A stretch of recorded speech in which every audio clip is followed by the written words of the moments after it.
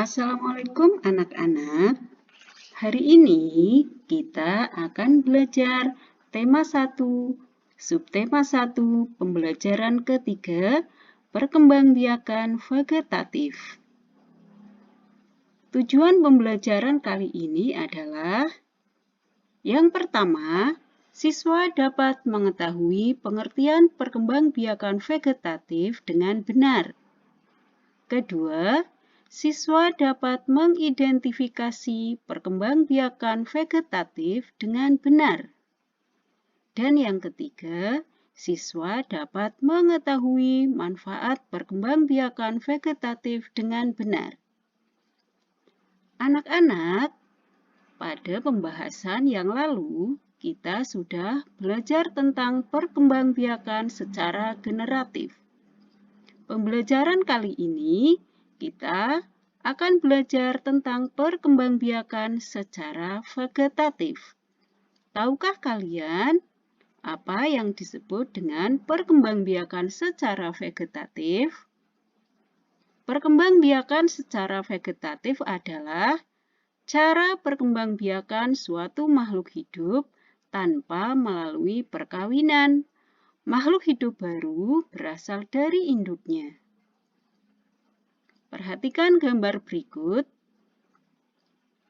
Ada tumbuhan nanas yang berkembang biak dengan cara pembibitan tunas. Ada tumbuhan bawang yang berkembang biak dengan umbi lapis. Umbi lapis terdiri dari atas daun yang tumbuh melapisi batang dan membengkak di dalam tanah. Kemudian, ada tumbuhan pisang yang berkembang biak dengan cara membentuk anak pisangan pohon yang disebut tunas. Kalian juga dapat mencari contoh tumbuhan di sekitar yang berkembang biak dengan cara vegetatif. Contohnya, tumbuhan wortel yang berkembang biak dengan umbi akar. Tumbuhan ini menggunakan akar sebagai tempat menyimpan cadangan makanan.